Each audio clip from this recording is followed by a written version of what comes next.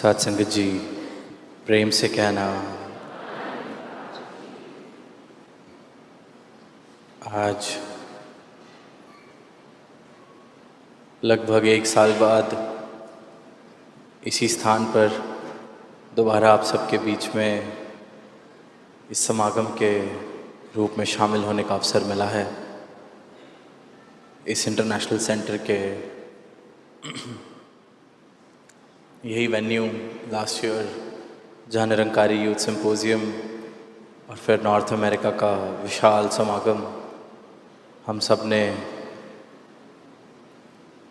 उसका हिस्सा बनकर आनंद लिया। और जैसे ही कुछ दिन पहले टोरंटो पहुंचना हुआ तो सदगुरु माता जी से यही बात हो रही थी कि ऐसे लग ही नहीं रहा कि 1 साल हो भी गया है पिछले साल जो एनवाइस हुआ उसको, और अभी तो यहीं ठहरे हुए थे कुछ दिन पहले भवन पर और फिर दोबारा भवन पर आना हो गया। तो ये जो नज़ारा आज बना है, ये भव्य नज़ारा जिसका हम सब हिस्सा हैं, तो ये मुबारकबाद पल हैं, मुबारकबाद के हम सब पात्र हैं कि इस पल, इस क्षण सदगुरु की उपस्थिति में निरंकार दातार के हम यशोगान में शामिल हैं। भक्ति की राह पर किस प्रकार से चला जाए, ऐसे अनेक विद्वान संतों ने अपने भाव प्रकट किए। अलग अलग तरीके से आवाज़ दी गई इस एक के प्रति जागृत होने की। और जब भी इस आध्यात्म की राह का, आध्यात्म के मार्ग का जिक्र होता है, स्पिरिचुअलिटी का जिक्र होता है, परमात्मा का जिक्र होता है, तो अक्सर एक सवाल जो आना लाजमी भी है कि इस सब की आवश्यकता क्या है, इस सब की ज़रूरत क्या है, क्यों मुझे जीवन में परमात्मा को शामिल करना है, क्या ही हो जाएगा ऐसा। क्योंकि इंसान कारण जानना चाहता है हर चीज़ का। Man is a rational being, हम सब तार्किक जीव हैं। अगर हमें किसी चीज़ का कारण समझ में आता है तो वो चीज़ करनी आसान लगती है, क्योंकि बुद्धिजीव हैं। तर्क काफ़ी हद तक हर एक विषय में हमें चाहिए होता है, और ये तार्किक बुद्धिजीव होने के कारण ही कितनी सारी ऐसी, जब हम द प्रोसेस ऑफ एवोल्यूशन को देखते हैं तो वही वहाँ पे भी इस तार्किक बुद्धि ने ही एवोल्यूशन की तरफ बढ़ते गए। किस तरह आग की डिस्कवरी की, fire was discovered, wheel was discovered, and today we see the world as it is. तो कहीं ना कहीं we are all rational beings and we are all very proud of it, and we should be, because that is one of the highest qualities of being a human. तो rational being होने के कारण हम हर चीज़ का rational जानना चाहते हैं, कारण जानना चाहते हैं, तर्क जानना चाहते हैं कि क्या ही, what is the rationale behind spirituality? What is the rationale behind talking about the truth? What is the rationale behind talking about letting yourself go? तो इस राह पर, इस मार्ग पर क्यों अधिकतर लोगों की शुरुआत उस क्यों से होती है? और वो बहुत मुबारक है, क्योंकि जब वो क्यों से शुरुआत होकर उस राह पर पहुंचा जाता है, जब वो क्यों और रहता नहीं मेरे जीवन में, तो फिर आनंद भी बेहिसाब, अनंत आनंद का मैं पात्र बन जाता हूँ। अब इंसान, जब अध्यात्म की बात की जाए, परमात्मा की बात की जाए, इस अविनाशी की बात की जाए, तो ज़रूर अपनी रैशनैलिटी को, अपनी तार्किक बुद्धि को प्राथमिकता दे के सवाल पूछता है। पर इंसान जो जीवन जी रहा है, उस जीवन को जीते जीते वो कितनी बार ऐसी नादानियां करता है, जहां वो अपनी तार्किक बुद्धि से उन नादानियों को देखे तो खुद से ही पूछ बैठेगा कि ये मैंने क्यों किया। अपने जीवन में चाहे मैं खुद एक तार्किक बुद्धिजीव हूं, despite being a rational being, I often make certain irrational choices, certain irrational decisions, and I keep on repeating those irrational acts. I keep on making those irrational choices.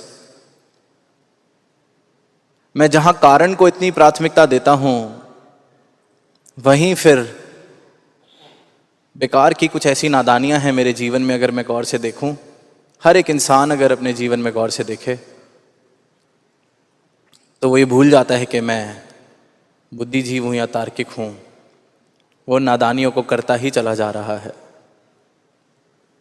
अब ये पता सबको है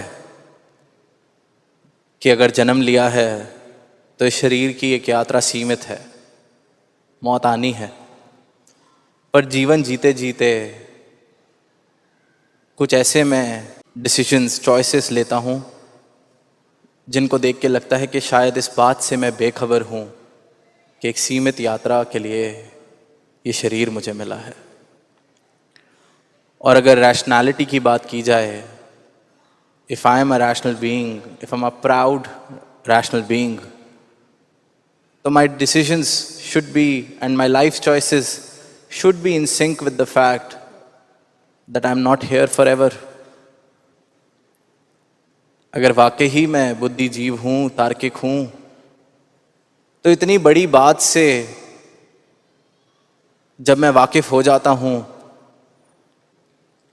कि जीवन कुछ सीमित वर्षों की यात्रा है, तो फिर क्यों मेरे कर्म या मेरे चुनाव या मेरे जीवन जीने के तौर तरीके ऐसे हो जाते हैं जो देख के लगता है कि ये इस बात से भी बेखबर हो चुका है कि ये कुछ वर्षों के लिए ही यहां आया है।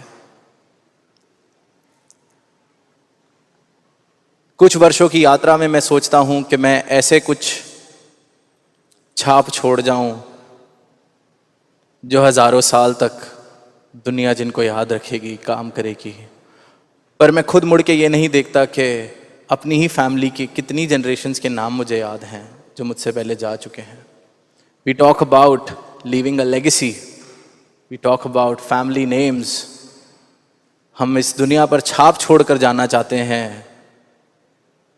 कई बार देखते हैं कि इंसान खानदानी दुश्मनियां निभाते निभाते कितने ही ऐसे जनरेशन्स, कितने ही ऐसी पीढ़ियां उस खानदानी दुश्मनी को निभा रही हैं। वहां कहां तर्क चला जाता है इंसान का जब ऐसी नादानियां वो करता है। मुड़ के देखें, अपनी कितनी पीढ़ियों के नाम हमें याद हैं। दादाजी के पहले परदादा जी, उनसे पहले उनके पिताजी, कितने ही नाम मुझे याद हैं, पर खानदानी दुश्मनी मैं निभा रहा हूं। तौर तरीके जो इंसान ने सीख लिए हैं, जात पात के, ऊंचे नीचे के, सिखा गए जो सिखा के जाने वाले थे, उनके नाम मुझे बेशक याद नहीं, पर वो नादानियां मैं दोहराए जा रहा हूं। वहां मेरा तर्क कहां चला जाता है। जीवन में मैं सुखी होना चाह रहा हूं, आनंद प्राप्त करना चाह रहा हूं। सभी इंसान यही चाह रहे हैं। Rational beings, we want to maximize our pleasure and minimize anything which is the opposite of pleasure. पर फिर भी उस प्लेजर को हासिल करने के लिए, उस पीस को हासिल करने के लिए जिन साधनों का मैंने इस्तेमाल किया है, जिन साधनों का मैंने आधार लिया है, उन साधनों से मैं निरंतर ये सीख ले चुका हूं कि ये कुछ समय के लिए तो मेरे काम आते हैं, पर फिर मेरी अवस्था वही,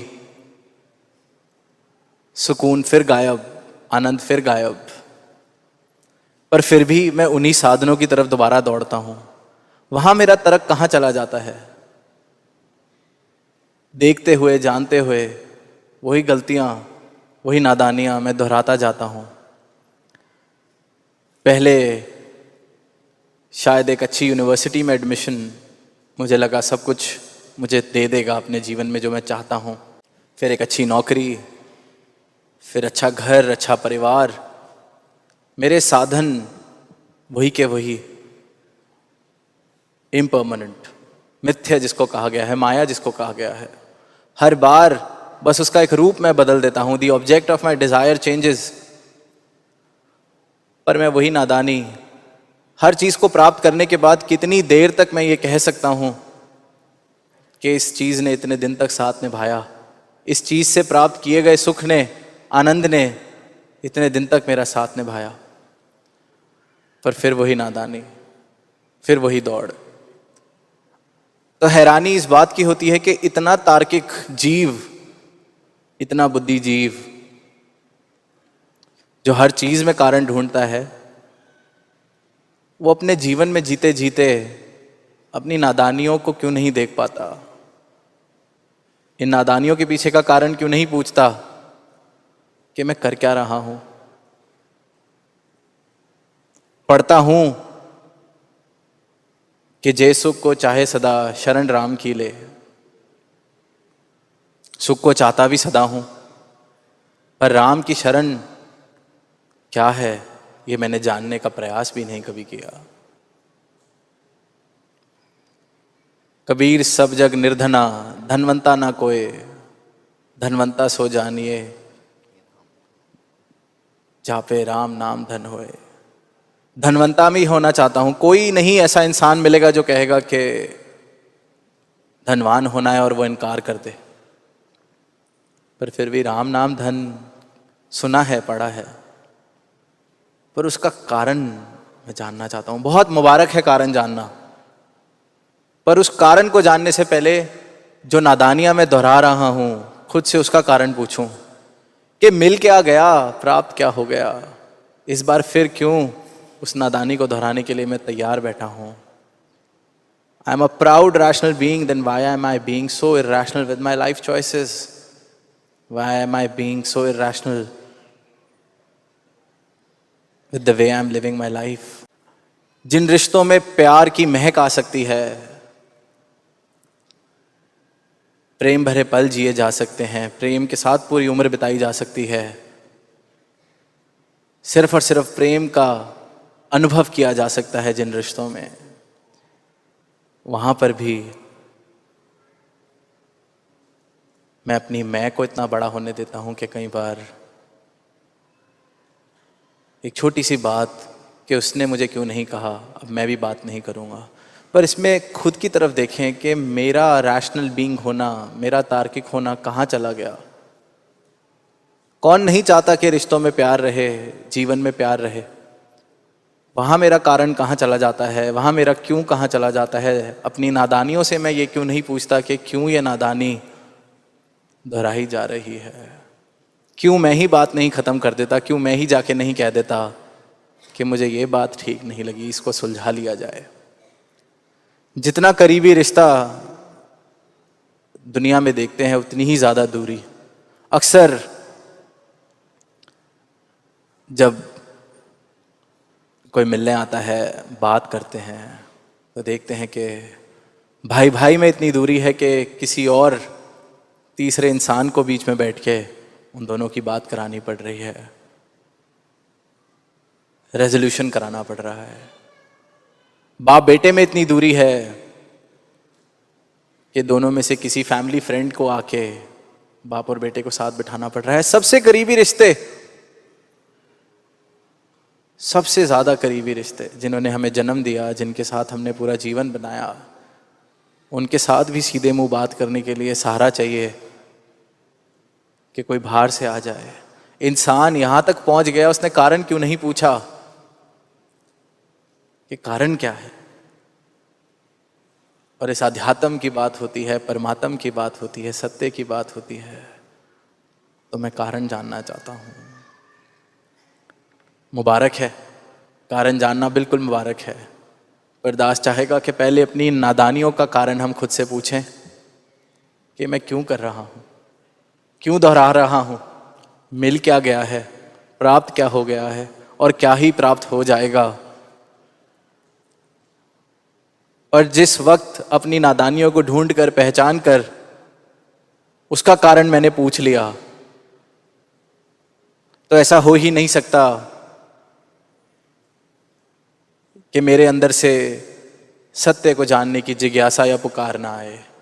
क्योंकि मैं देख लूंगा कि मेरा सारा का सारा जीवन, जिन चीज़ों पर मैंने आस लगाई है, जिन चीज़ों के भरोसे मैं जीवन को सुंदर बनाना चाह रहा हूं, वो सब का सब नश्वर है, इम्परमानेंट है। जब मैं ये देख लूंगा, जान लूंगा, मान लूंगा कि नश्वर के भरोसे इस जीवन को सुंदर बनाने की मैं कोशिश कर रहा हूं, नश्वर के आधार पर सुकून प्राप्त करने की मैं कोशिश कर रहा हूं, जिस दिन इस चीज को वाकई देख लिया और पूछ लिया मैं कर क्या रहा हूं, तो उस दिन ऐसा हो ही नहीं सकता कि मेरे रोम रोम से शाश्वत की पुकार ना जाए, मेरे अंदर से शाश्वत की मांग ना आए कि देख लिया नश्वर के भरोसे जीवन का क्या हाल है, पर नश्वर को छोड़ के जाना कहाँ है, क्या वो शाश्वत वाकई प्राप्त हो सकता है। फिर उस दिन क्यों नहीं पूछा जाएगा, फिर उस दिन सिर्फ और सिर्फ एक सवाल आएगा कि क्यों नहीं इतने वर्ष मैंने ये मांग की, क्यों नहीं ये भाव पहले आए। पर फिर उस दिन इस क्यों नहीं में नहीं उलझ जाना, हाँ, कहीं उस वक्त उस क्यों नहीं में उलझ कर फिर कुछ और समय गवा दिया जाए। जिस वक्त ये भाव आ गया कि नश्वर के भरोसे देख लिया अपना जीवन, कि नश्वर के आधार पर जिया जा रहा है, नश्वर को जरूरत से ज्यादा उठा के एक जरूरत से ज्यादा ऊंचे पेडिस्टल पर मैंने जगह दे दी कि शायद इसी से सब कुछ हासिल हो जाएगा, प्राप्त हो जाएगा। तो उस दिन शाश्वत की मांग, इस सत्य की मांग जीवन में आएगी। मेरी रूह बोलेगी कि मुझे इस परमात्मा के दर्शन चाहिए। तो उस दिन वो क्यों से क्यों नहीं का सफ़र जो है, वो जिज्ञासा का सफ़र है, पर थोड़ी सी उसमें सेल्फ रिफ्लेक्शन की ज़रूरत है कि अगर क्यों इस सत्य के लिए पूछा जा रहा है, तो जैसा जीवन में जी रहा हूँ उसको भी ज़रा उस क्यों वाली नज़र से देख लो। थोड़े से कारण, थोड़े से तार्किक वहाँ भी मैं हो जाऊँ।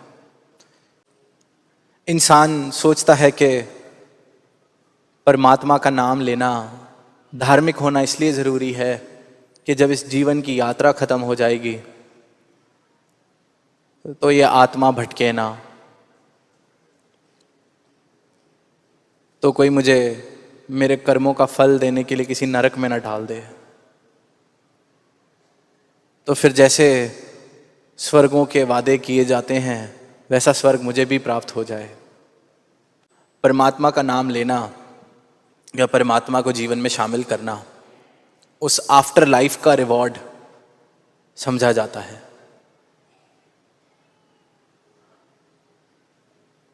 पर अगर किसी भी ऐसे इंसान से, ऐसे ब्रह्मज्ञानी से आप पूछेंगे, जानेंगे, देखेंगे, जिसने वाकई ही इस ब्रह्म ज्ञान को, इस परमात्मा को प्राप्त कर लिया है,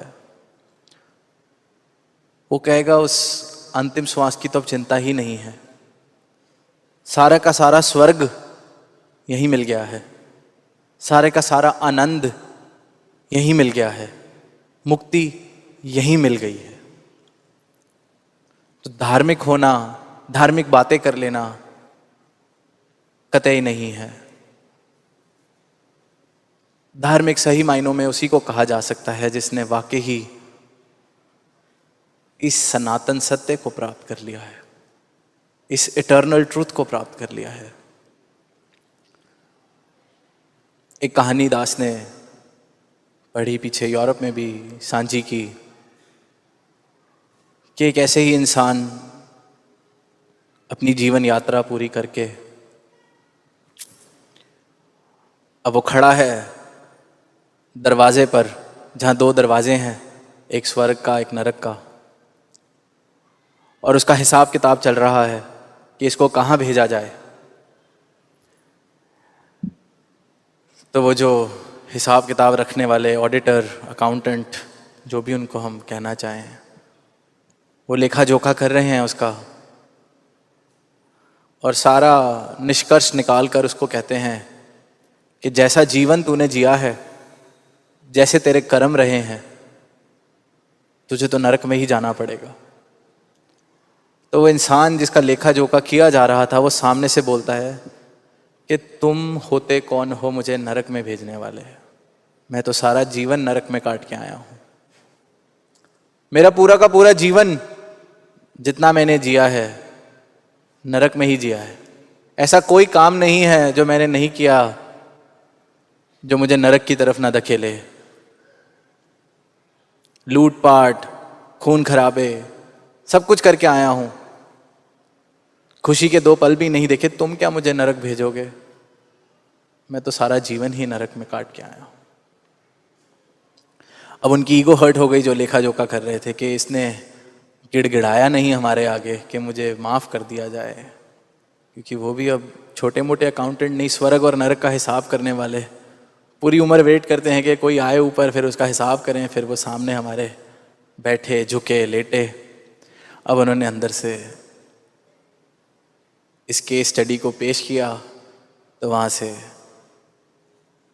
फाइनल डिसीजन मेकर को खुद आना पड़ गया। हाईएस्ट अथॉरिटी, अब उसको परमात्मा कह लें, दूत कह लें, जो मर्जी कह लें, वो आ गए। जब केस सुना, कहते इससे तो मैं खुद मिलना चाहूँगा। तो वो कहते क्या बात है? वो कहता है कि ये मुझे नरक भेजना चाह रहे हैं और मैं इनको बस इतना ही कह रहा हूँ कि तुम होते कौन हो मुझे नरक भेजने वाले? मैं तो सारा जीवन ही नरक में बिता के आया हूँ। अब आप सामने से जो अंदर से बाहर आए हैं, वो कहते अच्छा चल जा, तेरे को स्वर्ग भेजा। कहते तुम स्वर्ग भेजने वाले भी मुझे कौन होते हो? स्वर्ग भेज के तो देखो, तुम्हारे स्वर्ग को भी मैं नरक बना दूंगा, क्योंकि ये मैं हूं जिसने जीते जी 2 पल प्रेम के नहीं देखे, स्वर्ग के नहीं देखे। वो फिर उम्र बिताने के बाद, यात्रा पूरी करने के बाद स्वर्ग के सपने कहाँ से देखने लगे? तो कहते हैं उस केस स्टडी का अभी तक ये हाल है कि वो अभी तक उस गेट पे खड़ा है और डिसीजन नहीं किया जा रहा कि उसको स्वर्ग में भेजें या नरक में भेजें। अब कहानी हंसी भी आती है, मन भी बहलता है, पर बात समझने वाली ये है कि मुक्ति, स्वर्ग, नरक, ये कोई बात की बातें नहीं। सदगुरु अपना ब्रह्म ज्ञान देके इस परमात्मा से मुझे आज इस पल रूबरू कराते हैं। भक्ति के मार्ग पर आज ही मेरी यात्रा की शुरुआत करते हैं। इस बात का बोध मुझे इस पल में करा देते हैं कि मन तू ज्योत स्वरूप है, अपना मूल पहचान। अब पहचान ले और एकमिक हो जा, यही स्वर्ग है। और जिनके जीवन में ये परमात्मा इस रूप में बसा है, उन्होंने वाकई ही जहां जहां गए हैं स्वर्ग बसाया है। जहां जहां गए हैं आनंद की लहर अपने साथ लेके गए हैं। जीते जी मुक्ति वाला जीवन उन्होंने जिया है। तो ये सवाल कि क्या कारण, क्यों जाना जाए, क्या ही जरूरत है, क्यों अध्यात्म या सत्य की मुझे जरूरत है, तो दास सिर्फ इतना ही कह के वाणी को विराम देगा कि क्यों नहीं आज ही मुक्त हो जाएं, क्यों नहीं इसी पल में स्वर्ग में वास ले लें। क्यों नहीं इसी पल में अपने जीवन को प्रेम की खुशबू से महका लें। क्यों नहीं सही मायनों में इस जीवन को संवार लें। प्रेम से कहना, आने का।